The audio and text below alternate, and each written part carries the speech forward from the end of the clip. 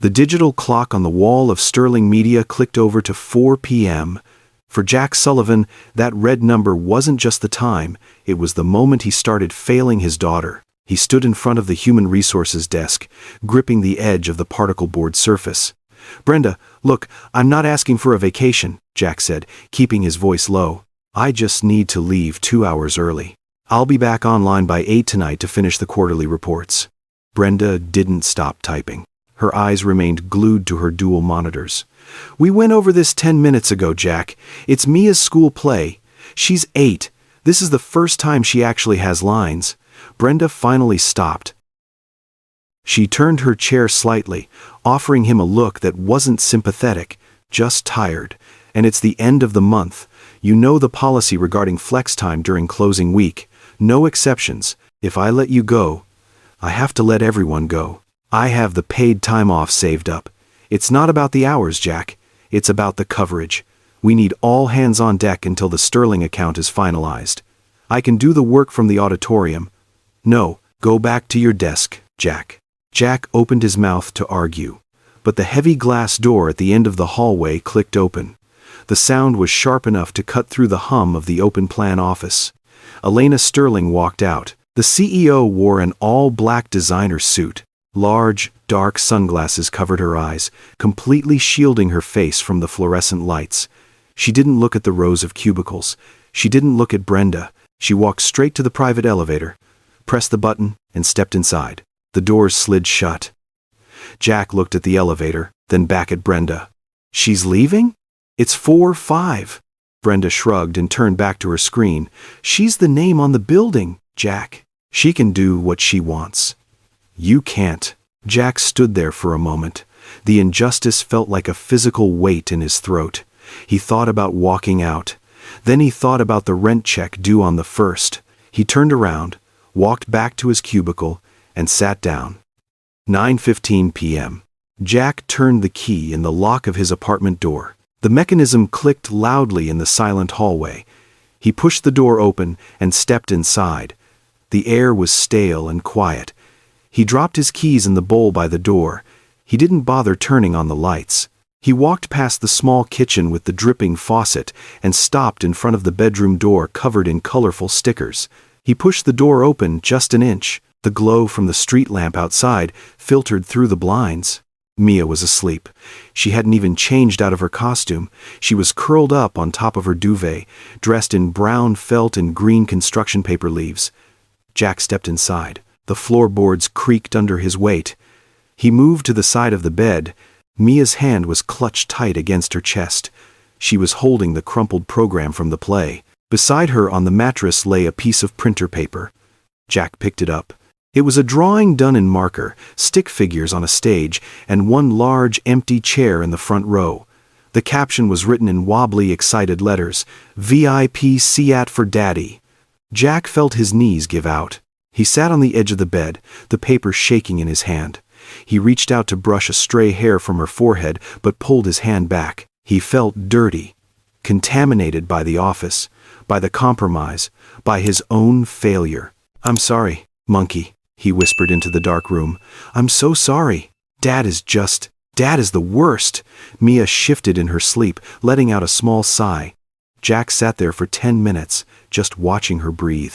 Then he stood up, placed the drawing gently on the nightstand, and backed out of the room. He went to the living room and sat on the worn-out beige sofa. He pulled his laptop out of his bag. If he finished the work now, maybe Brenda wouldn't ride him so hard tomorrow. He opened the laptop. The blue light of the screen flooded his tired face. His phone, resting on the coffee table, buzzed against the wood. Jack glanced at it. He froze. The name on the screen was CEO Sterling. Jack frowned. Elena Sterling had never texted him. He wasn't even sure how she had his personal number. He picked up the phone. "Help me. Location. The Velvet Lounge." Jack stared at the message. A part of him wanted to delete it. She was the reason he missed the play. She was at a bar while he was here, drowning in guilt. But he looked at the bedroom door again. He couldn't leave Mia alone. He grabbed his keys and ran across the hall to apartment 4B.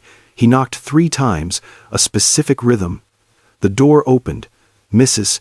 Gable stood there in her floral bathrobe, hair in curlers, holding a mystery novel. "Jack? Is everything okay? Mrs. Gable? I need a huge favor. It's a work emergency. A bad one. Can you sit with Mia?" "She's asleep." "Mrs." Gable looked at his desperate face. She didn't ask questions. She stepped out into the hallway, pulling her door shut. "Go. I'll bring my book. Don't worry about her. Thank you. There's pizza in the fridge. Go." Jack ran down the stairs. Minutes later, he was in his rusted Ford truck, gripping the steering wheel. He merged onto the highway, heading toward downtown. The rain started to fall, hitting the windshield in angry bursts. Jack stared at the road ahead, his mind racing. Why him? Why did the woman who ran an empire, the woman who looked at him like he was furniture, call him of all people? He pressed down on the gas pedal. He didn't know what he was walking into, but he knew one thing: the Ice Queen wasn't ordering him around tonight. She was begging. The Velvet Lounge was crowded, but Jack didn't have to look hard to find Elena. She was the only person in the room screaming at a man twice her size. Jack pushed through the crowd near the entrance. Elena was gripping the edge of the mahogany bar with one hand to keep herself upright. Her other hand was pointing a manicured finger right in the bouncer's face. "I am not asking you. I am ordering you. Give me my keys." The bouncer crossed his massive arms. "Lady, you can barely stand. I'm not letting you drive a Tesla into a wall. Call a cab. Do you know who I am? I could buy this building and turn it into a parking lot by Monday morning. Give me the keys." Elena tried to lunge for the key hook behind the bar, but her high heel slipped on the polished floor. She stumbled hard. Jack stepped in and caught her by the elbow before she hit the ground. Elena whipped her head around, her eyes wild and unfocused. She saw Jack and sneered, trying to yank her arm away. "Get off me! Who called you? I didn't call you. You texted me, Elena." "I did not.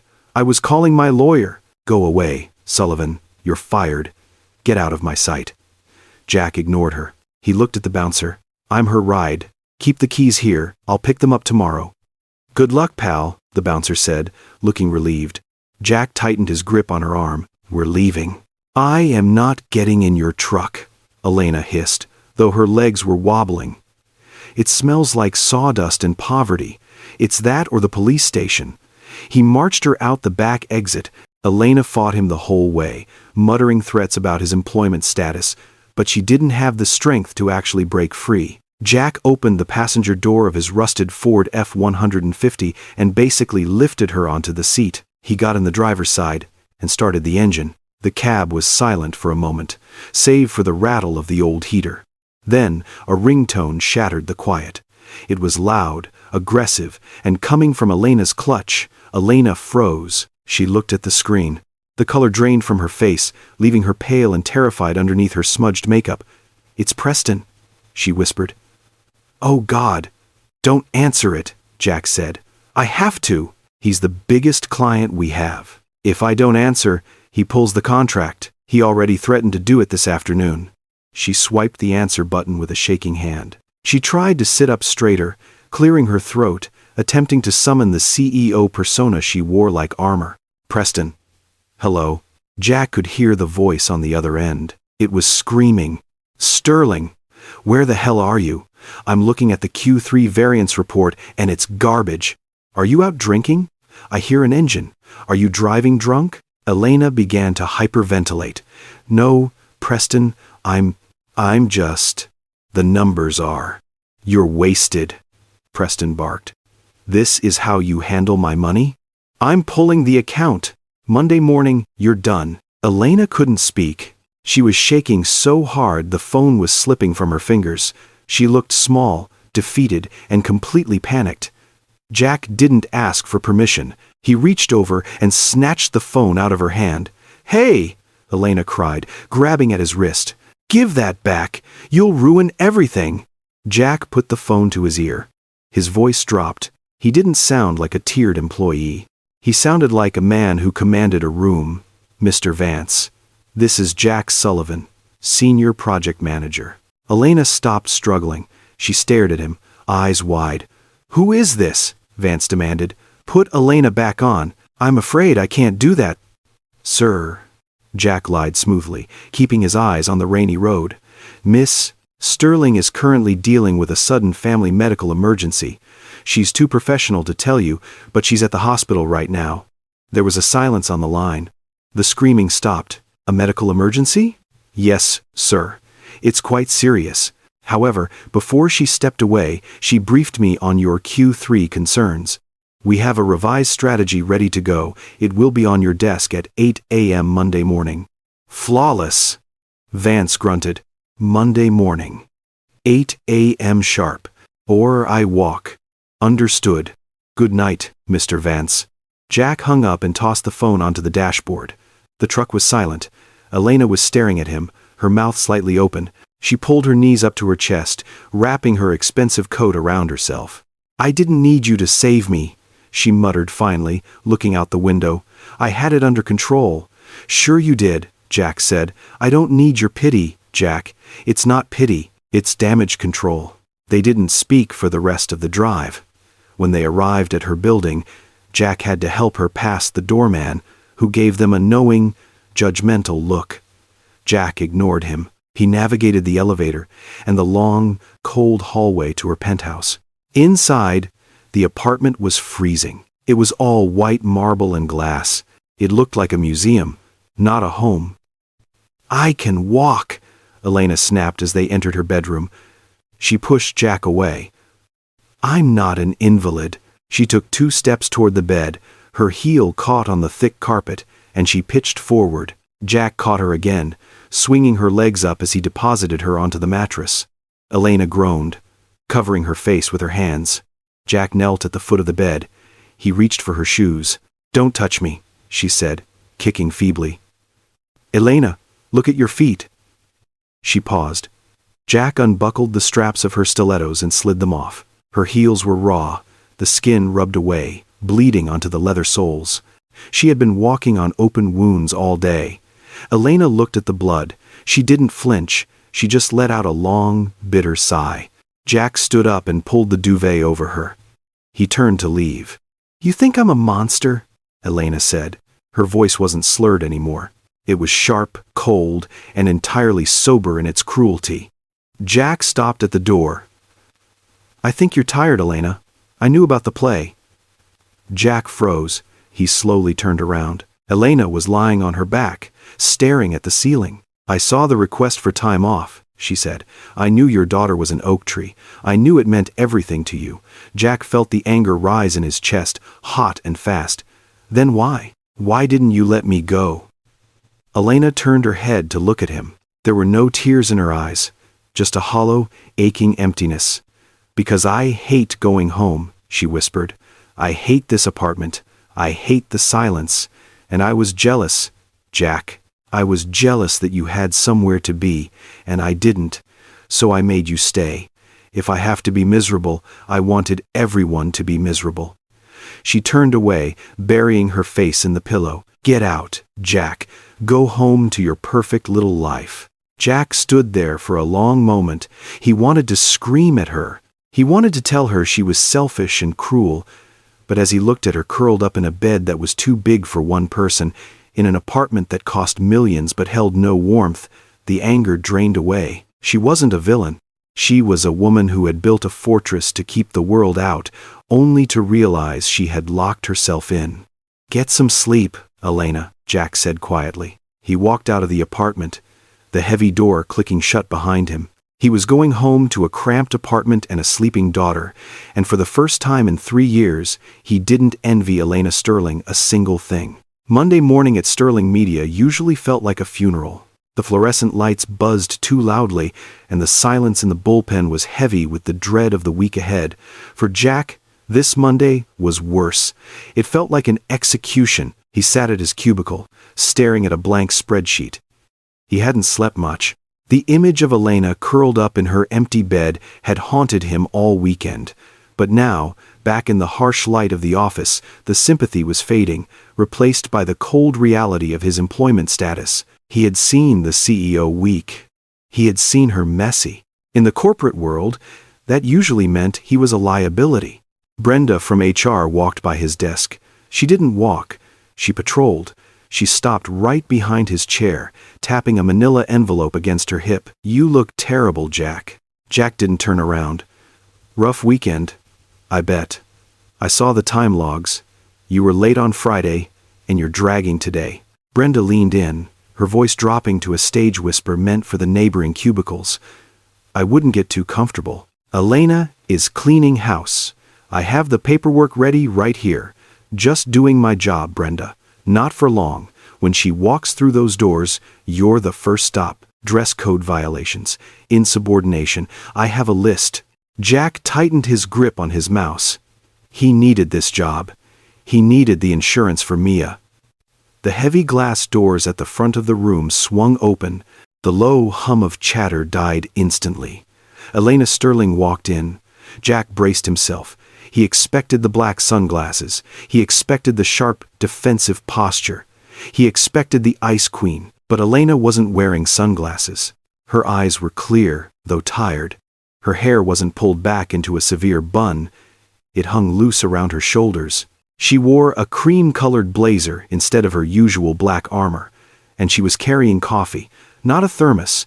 She was balancing a cardboard carrier with 2 large Starbucks cups. The office froze. 30 heads turned in unison. Elena Sterling didn't fetch coffee. She had assistants for that. Brenda rushed forward, her heels clicking rapidly. "Miss Sterling." "Good morning. Let me take those. I have the termination papers for Sullivan ready on your desk." Elena didn't stop. She sidestepped Brenda without even looking at her. "Not now, Brenda." Brenda blinked, left standing with her hands reaching for a tray that wasn't there. Elena kept walking. She walked down the center aisle, past the marketing team, past the accountants, straight to Jack's desk. Jack stood up. It felt better to face the firing squad on his feet. Elena stopped. The silence in the room was absolute. She placed one of the cups on his desk, right next to his sad, half-empty mug of break-room sludge. "Black, 2 sugars," Elena said. "That's how you take it, right?" Jack stared at the cup. "Elena, listen to me." She took a breath. She looked around the room, acknowledging the audience, then locked eyes with him.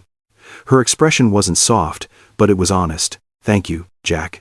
And I apologize for forgetting that before you are an employee, you are a human being. You are a father." Jack was stunned. He glanced at Brenda, whose jaw was practically on the floor. Elena reached into her bag. Jack flinched, expecting a severance package. Instead, she pulled out a single sheet of paper with a blue signature at the bottom. She slid it across the desk. Jack looked down. "Request for flexible working hours. Approved. This authorizes a flex schedule," Elena said. "Starting today. You come in when you can, you leave when you need to. As long as the work gets done, I don't care about the clock." "Miss Sterling, I don't know what to say." "Don't say anything. Just pack up." "Pack up?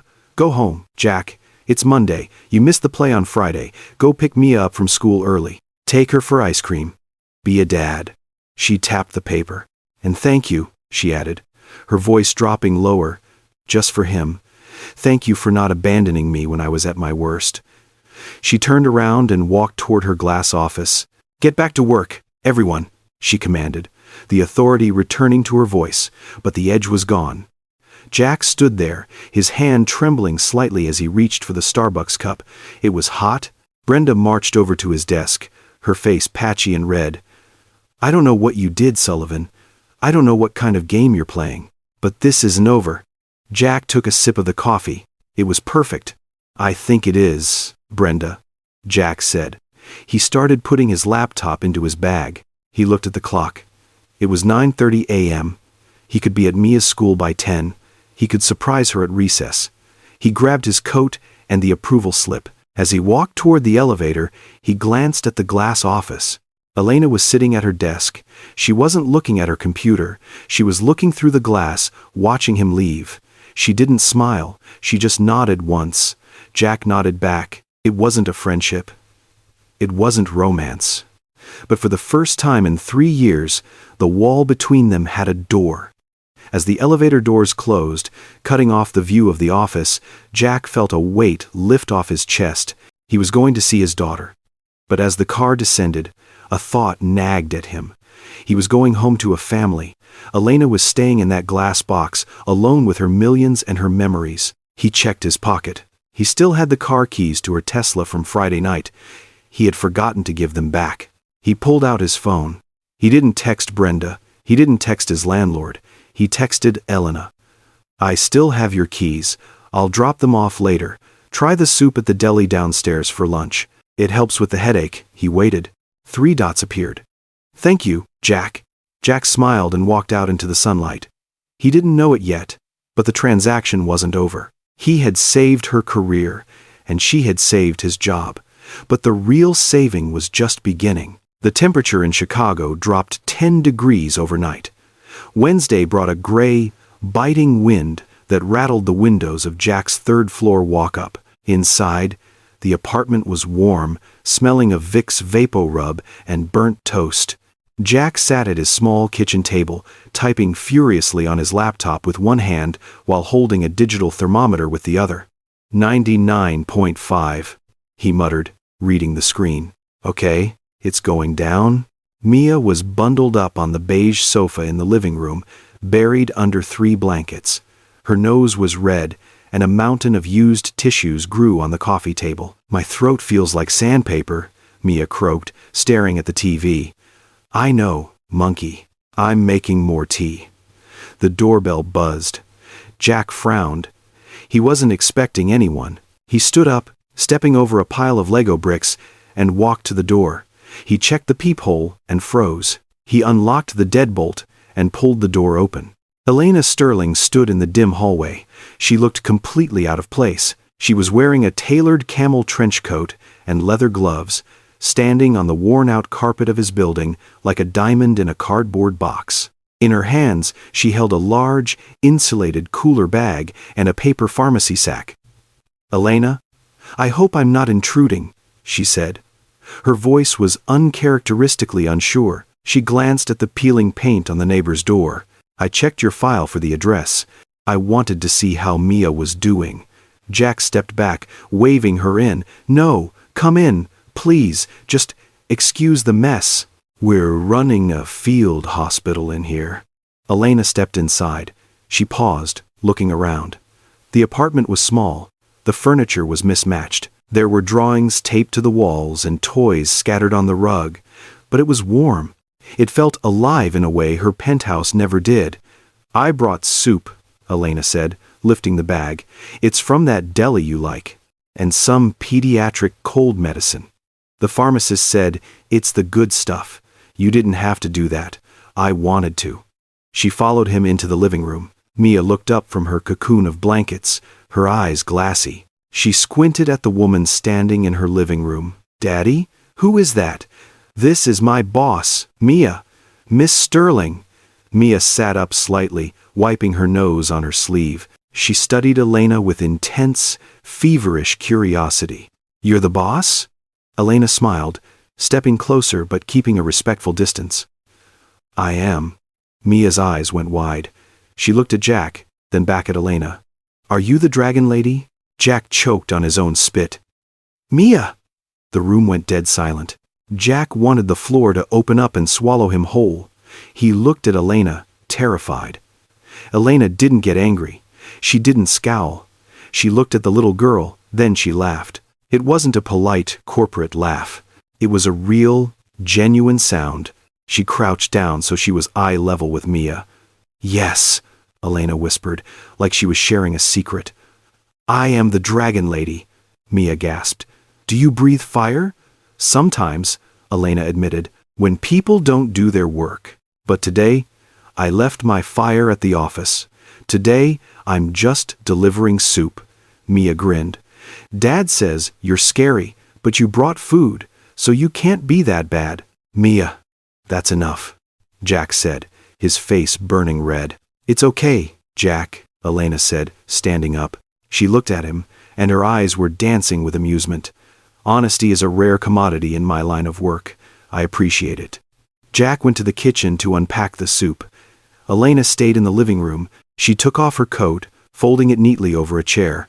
While Jack poured the soup into bowls, Elena wandered over to the corner of the room where Jack had set up a makeshift desk. It was just a small table pushed against the wall, but it was covered in papers. She looked down.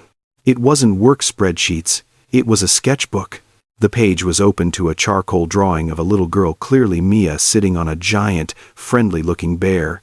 The detail was incredible. The bear's fur looked soft enough to touch, and the expression on the girl's face captured Mia's spirit perfectly. Elena ran her finger over the edge of the paper. She looked around the cramped apartment again. It was chaotic and loud and cluttered, but there was love in every corner. There was art on the table. There was soup in the kitchen. She thought of her white marble countertops. She thought of the silence that waited for her when she went home. A pang of something sharp hit her chest. It wasn't pity. It was envy. Jack had nothing, and yet he had everything she had lost. "Soup's on," Jack called out. Elena jumped slightly, pulling her hand away from the sketchbook. Jack walked in with a tray. He saw her standing by his drawings. He stiffened. "Oh, that's just nothing. Just doodling." "It's not nothing," Elena said softly. "You're very talented, Jack. It's just for Mia. A bedtime story I'm working on." "You wrote a story, too?" "Just silly stuff." Elena looked at him. She saw the man in the flannel shirt, tired and overworked, who still found time to create magic for his daughter. "I should go," Elena said abruptly. The intimacy of the room was suddenly overwhelming. "I have a conference call at 5. Thank you for coming, Elena." "Really?" "The soup. It means a lot. It's just soup, Jack." She put her coat back on, buttoning it all the way to the top, sealing herself back into her armor. She said goodbye to Mia, who waved a sleepy hand and muttered, "Bye, dragon lady." Jack walked her to the door. "See you tomorrow?" Jack asked. "Yes, don't be late." She walked down the hallway, her heels clicking on the linoleum. Jack watched her go until she turned the corner. He went back inside and locked the door. He checked on Mia, who was happily eating the soup. Then he walked over to his desk to close his sketchbook. He paused. There was a yellow sticky note stuck to the drawing of the bear. He hadn't seen her write it. Jack peeled it off. The handwriting was elegant and sharp. "The world has enough spreadsheets, Jack. It needs more bears. Don't hide this." Jack stared at the note. He looked at the drawing, then at the empty soup container. He realized that for the first time, he wasn't just an employee to her. He was something else. And for the first time, she wasn't just a boss. She was a friend. He smiled, stuck the note on his computer monitor, and went to sit with his daughter. Saturday morning at Lincoln Park was loud. The air smelled of wet grass and hot dogs from the nearby vendor cart. Kids were screaming on the jungle gym, parents were chasing toddlers, and dogs were tangling their leashes in a joyful mess. Jack sat on a wooden bench, taking a sip of his lukewarm coffee. He watched Mia sprint across the grass, holding a bright red frisbee. "Dad, watch this!" Mia yelled.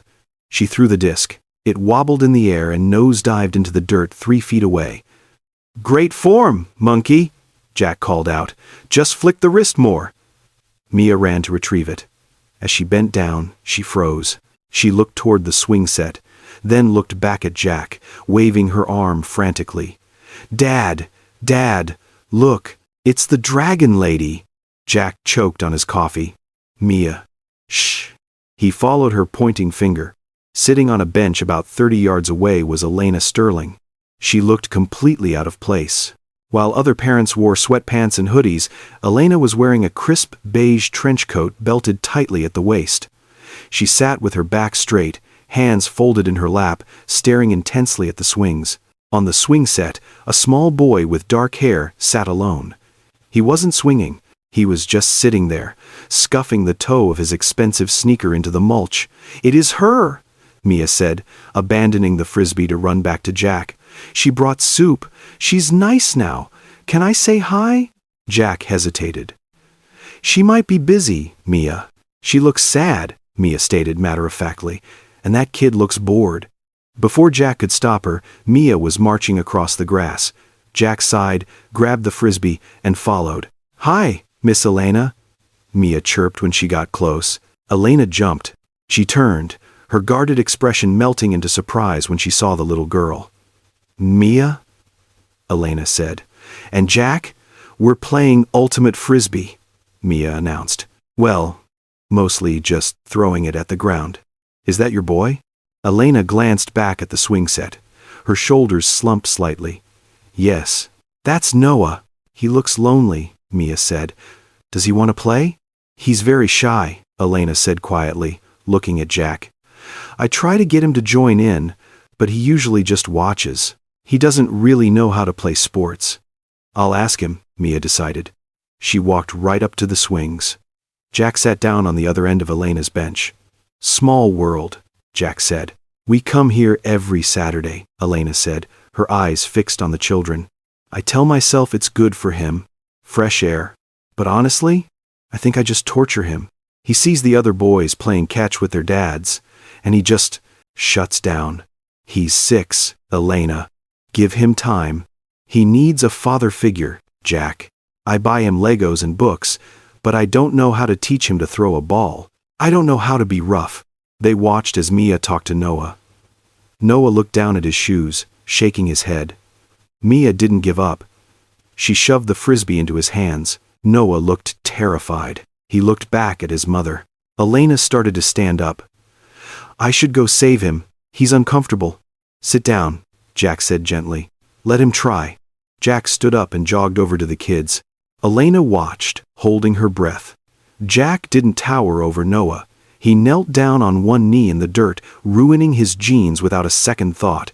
He placed a hand on Noah's shoulder. He said something that made Noah look up. Then, Jack took the frisbee. He guided Noah's small hand, adjusting his grip. He mimed the throwing motion, a flick, not a chop. Noah nodded. He bit his lip, concentrated, and threw. The disc flew. It wasn't perfect, but it sailed 10 feet before landing. Yes, Jack shouted, throwing his hands up. That's it, buddy. You got it. Noah's face transformed. A massive, gummy smile broke out. He jumped up and down, looking back at the bench. Mom, did you see? Elena brought a hand to her mouth. She wasn't looking at the frisbee. She was looking at Jack. She watched the way he high-fived her son. She watched the way Noah stood taller because this man believed in him. For the first time, she didn't just see a good employee or a kind neighbor. She saw the missing piece of the puzzle she had been trying to solve alone for 3 years. Jack walked back to the bench, smiling. He's got a good arm, Jack said, sitting down. Thank you, Elena whispered. Her voice was thick with emotion. You have no idea what that means to him. It's just frisbee, Elena. It's not just frisbee. The moment was fragile and warm. Then, a sharp, aggressive ringtone shattered it. Elena flinched. She pulled her phone from her pocket. The screen flashed. Preston Vance. Her face went pale. The warmth vanished.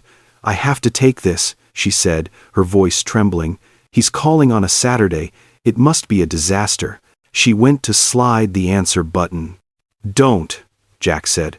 Elena stopped. What? Don't answer it. It's Saturday. You are at the park with your son.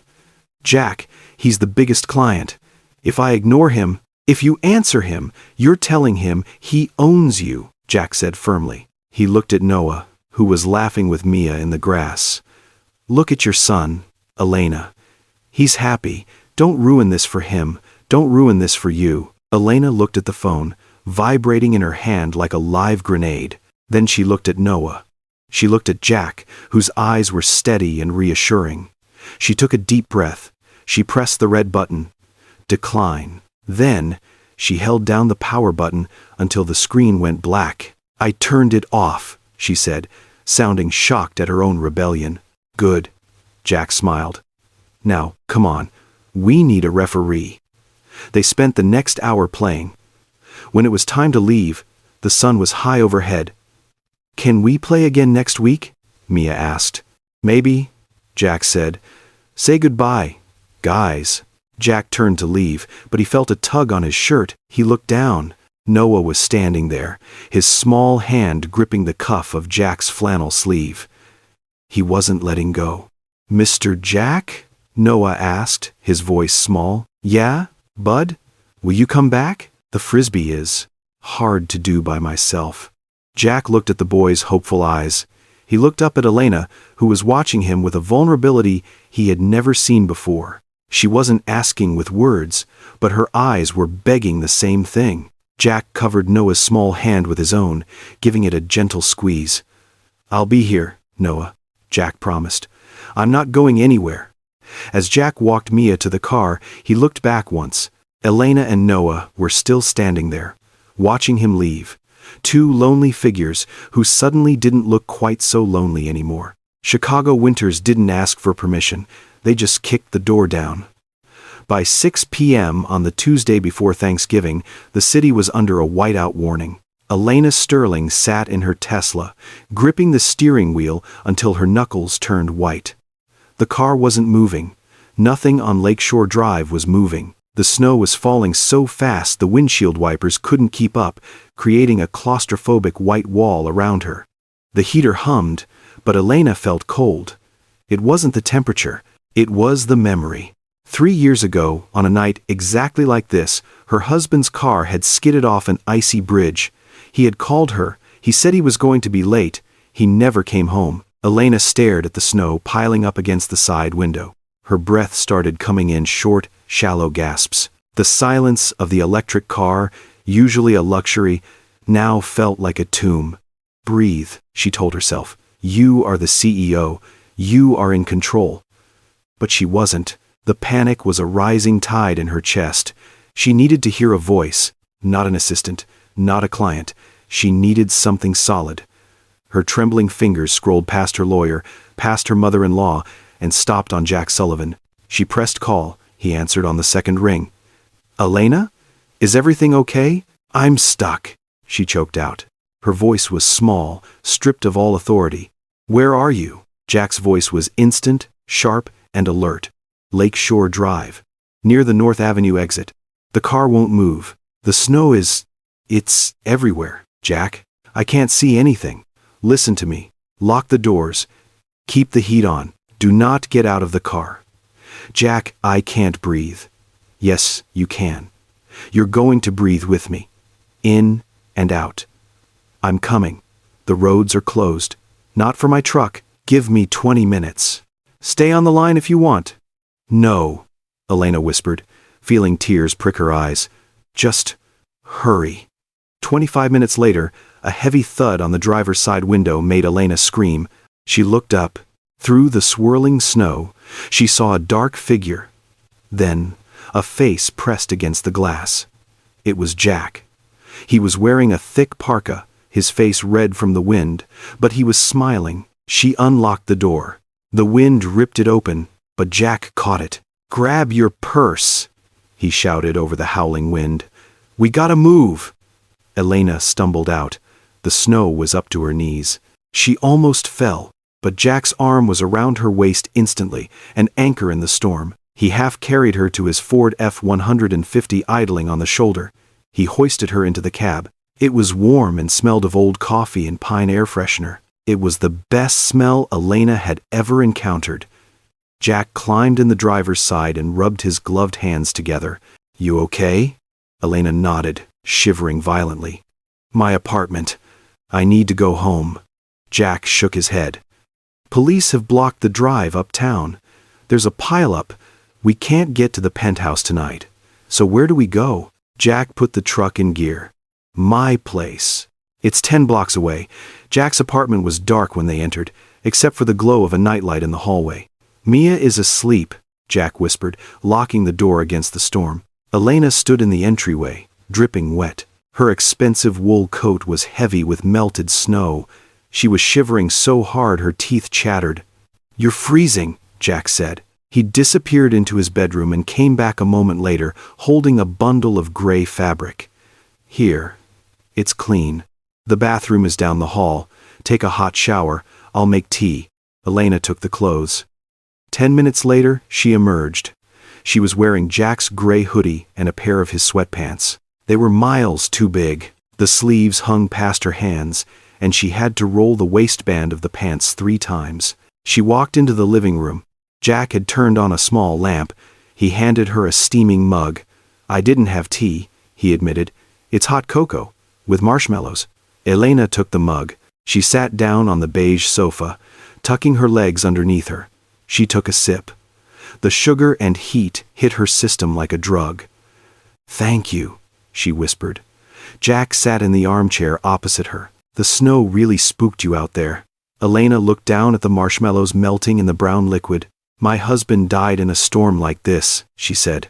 The words came out easily here, in this small, cluttered room. When the car stopped moving, I felt like I was back there, like I was waiting for a call that would never come. Jack didn't offer a cliché. He didn't say, "It's going to be okay." He just nodded. "You aren't back there, Elena. You're here. You're safe." "I know," she said, and for the first time in years, she meant it. She pulled the sleeves of Jack's hoodie over her hands. It smelled like wood smoke and laundry detergent. It felt like a hug. "You take the couch," Jack said, standing up. "I put fresh linens on it. I'll be in my room if you need anything." "Jack?" He paused. "Stay for a minute?" "Just until I finish this." Jack sat back down. They didn't talk. They just listened to the wind howling outside, battering the windows that rattled but held firm. An hour later, Jack walked quietly out of his bedroom to check the thermostat. He looked at the couch. Elena was asleep. She was curled up in a ball, her cheek pressed against the rough fabric of his sofa cushion. One hand was gripping the edge of the blanket, and the other was tucked under her chin. Her face was completely relaxed. The furrow between her brows, the one that was there during every meeting, every crisis, every Saturday at the park, was gone. She looked younger. She looked peaceful.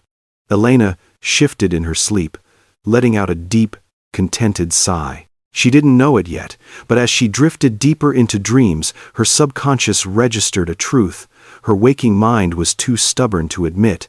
This lumpy, second-hand sofa in a drafty apartment was the most comfortable bed she had slept in for 3 years. Jack turned off the hallway light, but as he turned to go back to his room, his phone on the kitchen counter lit up silently.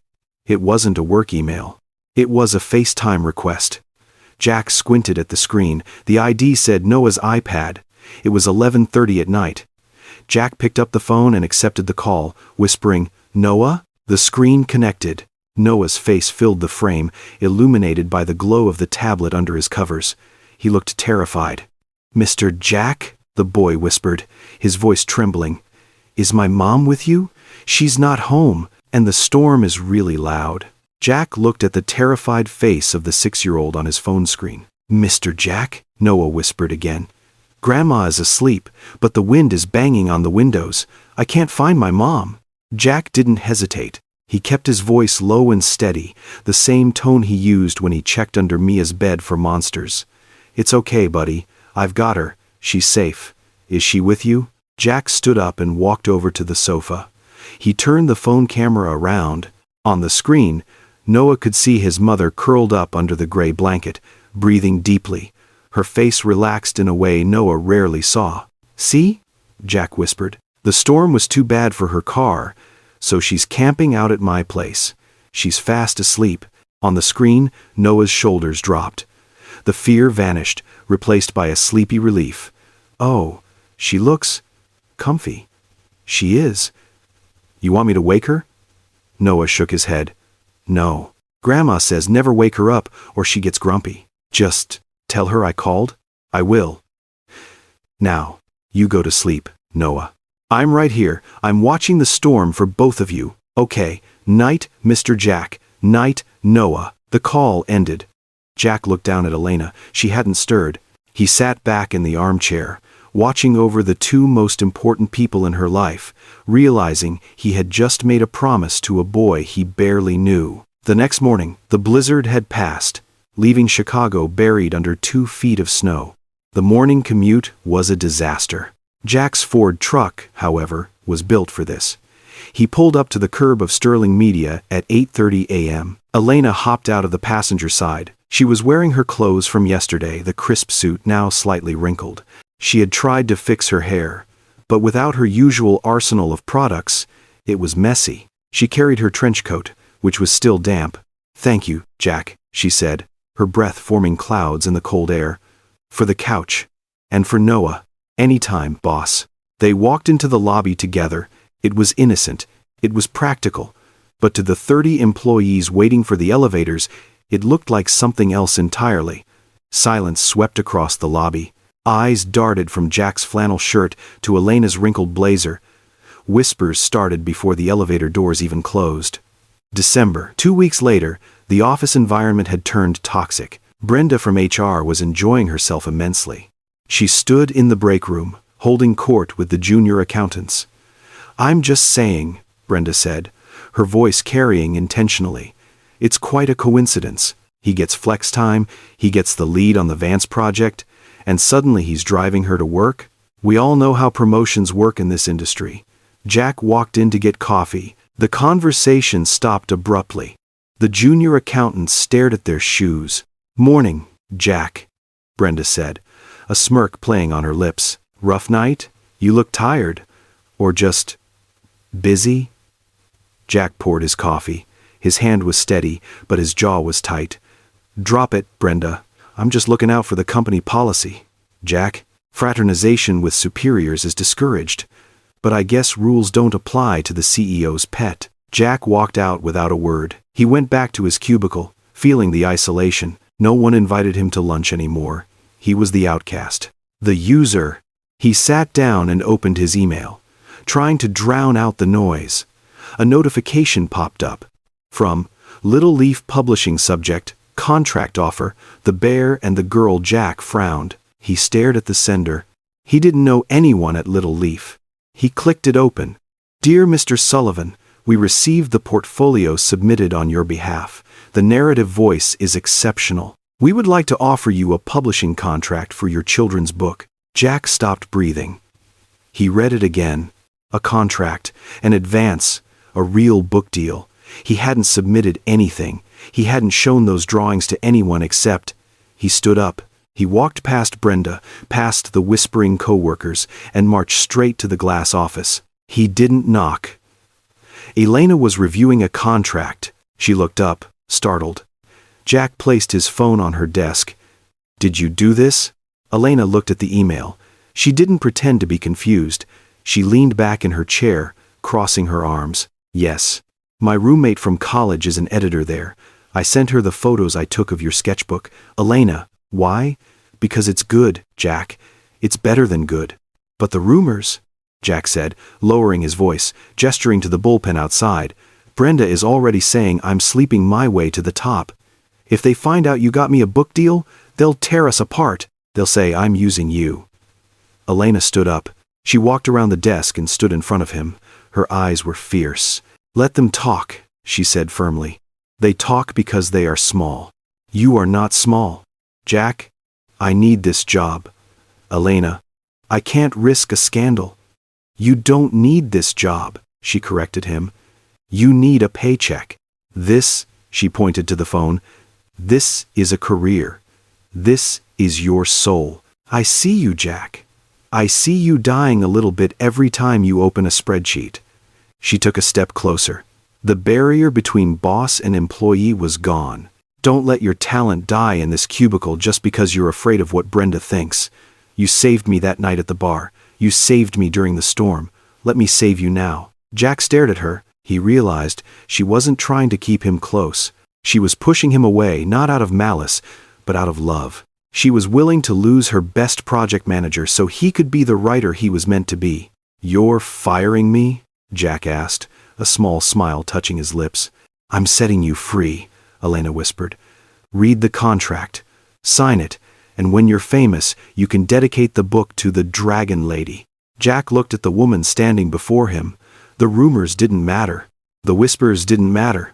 "I'm not famous yet," Jack said softly, "so I'm not going anywhere just yet." Elena smiled, and it was the warmest thing in the frozen Chicago winter. "We'll see about that, Sullivan. Now get back to work." Jack turned and walked out. He passed Brenda in the hallway. She opened her mouth to say something snarky. Jack didn't even look at her. He held his head high, the contract offer burning a hole in his pocket, and for the first time, he didn't feel like an employee. He felt like a man with a future. The Sterling Media Christmas party was held in a rented ballroom downtown. It was supposed to be a celebration, but for Elena, it felt like a minefield. She stood near the open bar, holding a glass of sparkling water that she pretended was champagne. She wore a silver dress that cost more than most people's cars, but she felt exposed. She nodded at employees who were too afraid to talk to her and smiled at jokes she didn't hear. Across the room, Jack stood by the buffet table. He was wearing a simple, dark suit, likely bought off the rack years ago, but he wore it well. He wasn't drinking. His eyes kept scanning the room, always circling back to check on her.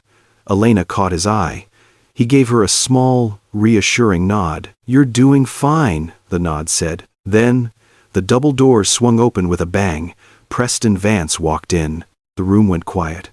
Vance was the company's biggest client, but he wasn't on the guest list for the staff party.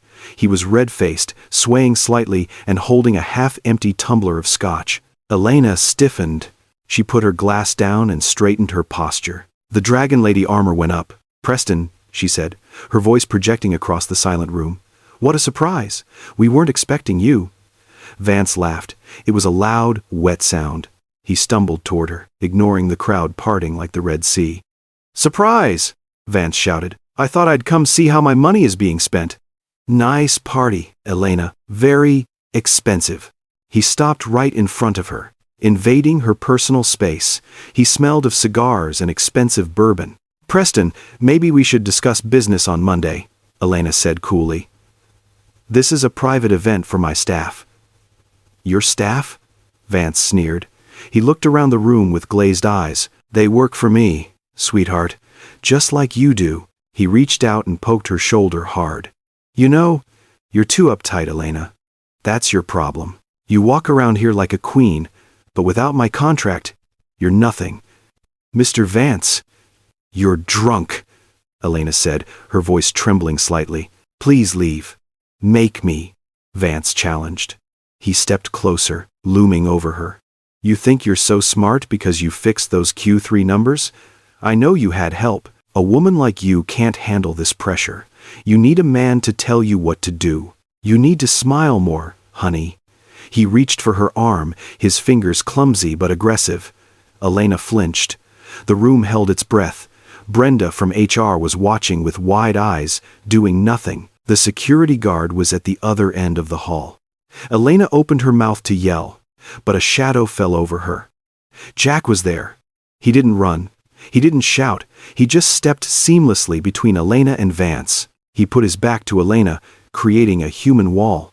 Jack didn't touch Vance. He just stood there, tall and broad, his hands clasped calmly in front of him.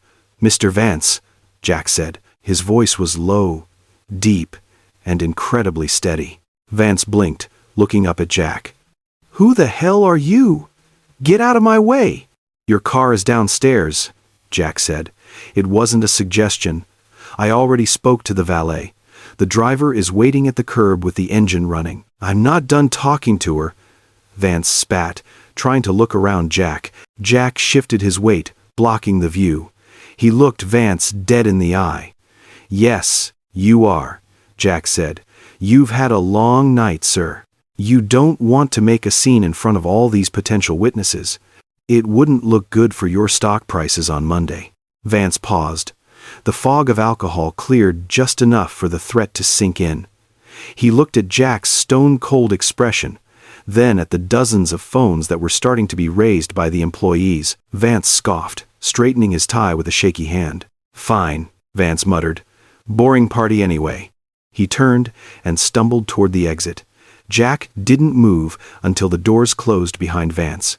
The room remained silent. Elena stared at the back of Jack's suit jacket. She saw the tension in his shoulders, the way he was ready to take a punch to keep her safe. For 3 years, she had been the shield for everyone else. She had taken the hits, the insults, and the pressure. She had convinced herself she didn't need anyone. But looking at Jack's back, she realized she was tired. She was so incredibly tired of fighting alone. She didn't want to be the Dragon Lady anymore. She just wanted to be the woman standing behind Jack Sullivan. Jack turned around. His face softened instantly when he looked at her. "You okay?" he asked quietly, ignoring the staring crowd. Elena took a shaky breath. Yes. Thank you, Jack. I'll walk you out, he said. Party's over. Elena grabbed her coat. They walked to the elevator in silence, leaving the murmuring crowd behind. Outside, the snow was falling gently. The city was quiet. Jack opened the door of her town car for her, but he didn't get in. He stood on the sidewalk, snowflakes catching in his hair. I'll see you Monday, Elena, he said. Elena looked at him. She thought about her empty penthouse. She thought about the frozen dinners in her freezer. She thought about Noah, who asked about Mr. Jack every single day. No, Elena said. Jack paused.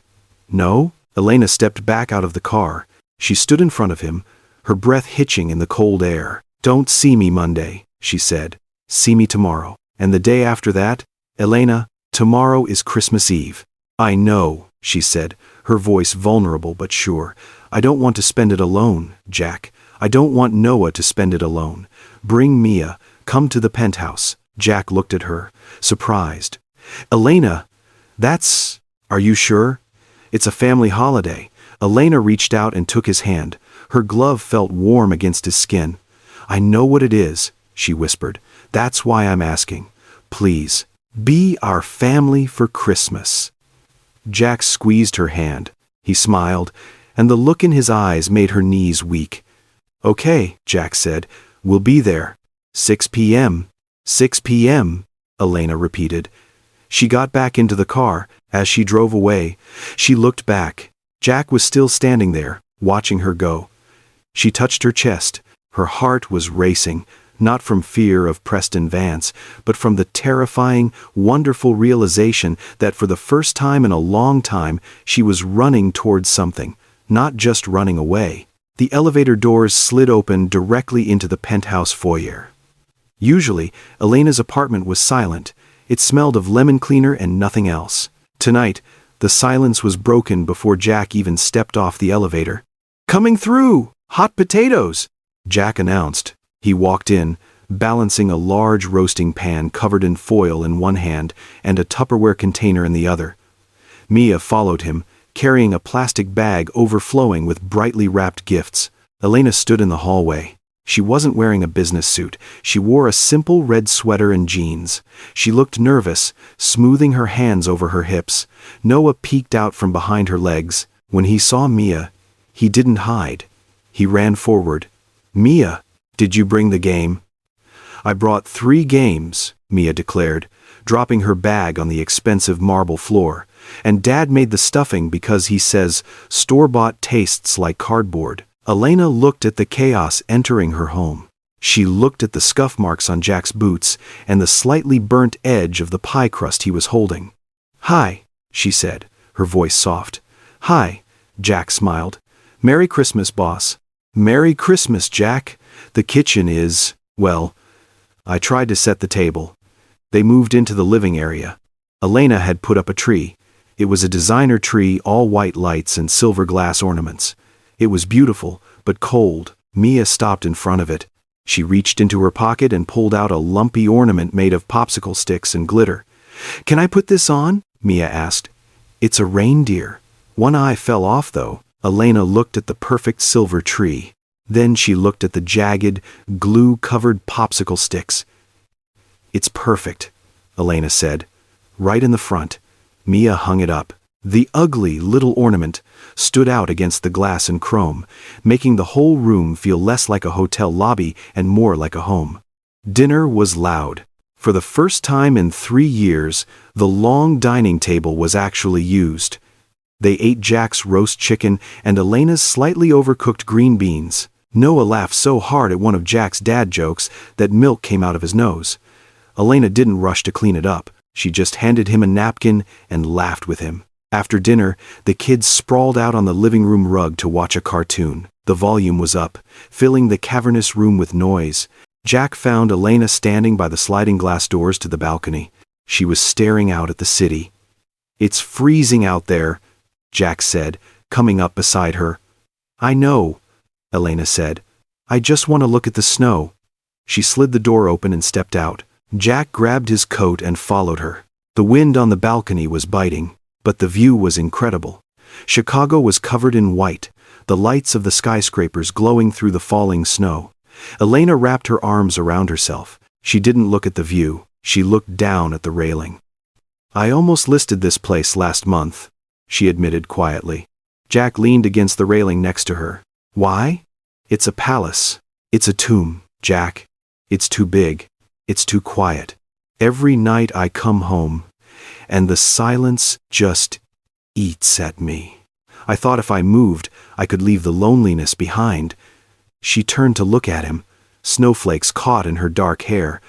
"But tonight, with the noise, and the food, and the popsicle stick reindeer, it doesn't feel big anymore. It feels full." She looked down at her hands, which were trembling slightly from the cold. "I'm scared, Jack. I'm scared that when you leave tonight, the silence will come back, and it will be louder than before." Jack didn't give her a speech. He didn't tell her to be brave. He reached out and took her hand. Her fingers were ice cold. He didn't let go. Instead, he pulled her hand toward him and tucked it deep inside the pocket of his heavy wool coat. Elena gasped softly. Inside the pocket, it was warm. Her hand rested against his. Surrounded by his heat, she looked up at him, wide-eyed. "I'm not going anywhere." "Elena," Jack said, his voice low and rough, "neither is Mia. We aren't just guests. You know that." He squeezed her hand inside his pocket. It was a promise. It was an anchor. Elena let out a breath she felt like she'd been holding since November. She leaned into him, resting her head against his shoulder. They stood there for a long time, watching the snow cover the city. Two people who had finally found shelter in each other. "Come on," Jack said eventually. "We'll freeze." They walked back inside. The living room was dim. The only light came from the Christmas tree and the TV screen. Jack stopped. On the thick white rug, Mia and Noah were asleep. They had passed out mid-movie. Noah's head was resting on Mia's arm, and Mia had her leg thrown over a pile of wrapping paper. It was messy. It was perfect. Elena looked at them. Then she looked at Jack. She didn't say thank you. She didn't offer him a guest room. She walked over to the large beige sofa behind the kids and sat down. She patted the cushion next to her. Jack took off his coat. He sat down beside her. Elena rested her head on his shoulder again. Jack put his arm around her, pulling her close. The movie credits rolled on the screen, but neither of them moved to turn it off. They just sat there in the quiet, listening to the soft breathing of the children. It wasn't the lonely silence Elena feared. It was the comfortable, heavy silence of a house that was finally safe. They didn't need to say the words. The lease on the old life was up. A new one had just begun. May in Chicago was unpredictable, but today the breeze coming off the lake was warm. It drifted through the open sliding doors of the penthouse, carrying the sounds of the city below. But the noise inside the apartment was much louder. 3 years ago, this apartment had been a museum. White surfaces, silence, and emptiness. Now, it looked like a bomb had gone off inside a toy store. A fort made of couch cushions dominated the living room. School backpacks were dumped by the door. On the $1 million marble kitchen island, there was a stack of mail, a half-finished Lego spaceship, and a bowl of fruit that was actually being eaten. Jack stood at the stove, stirring a pot of marinara sauce. He wasn't wearing a flannel shirt or a suit. He was wearing a t-shirt covered in flour. "Dad! Noah is cheating!" Mia yelled from the living room floor. "I am not!" Noah yelled back. "It's in the rules. You can steal the property if you land on free parking. That is not the rule." Jack didn't turn around. He just raised his voice slightly over the simmering sauce. "If I have to come in there, I'm taking the Monopoly board, and we're switching to math flashcards." The room went instantly silent. "We're good," Mia shouted. "We love Monopoly," Noah added. Jack smiled, tasting the sauce. It needed more garlic. His laptop sat open on the counter. The screen displayed a sent email. Final manuscript. The Bear and the Girl, submitted. He had quit Sterling Media 3 months ago. It was a terrifying leap, giving up the steady paycheck to write full-time. But Elena hadn't let him waver. "You build the stories," she had said. "I'll build the empire. We're a team." The private elevator chimed. Jack wiped his hands on a towel. The doors slid open. Elena stepped out. She looked exhausted. Her hair was coming loose from her clip, and she was carrying her heels in her hand. She walked in, stocking feet across the floor. Usually, the transition from CEO to human took hours. Tonight, it took 3 seconds. She saw the cushion fort. She saw the mess on the counter. She smelled the garlic and tomatoes. Her shoulders dropped 3 inches. "Mom!" Noah abandoned the game and ran to her. Elena dropped her bag and caught him in a hug. "Hey, buddy, did you finish your homework?" "Yes. Jack helped me with the subtraction. It's hard." "I know. Math is the worst."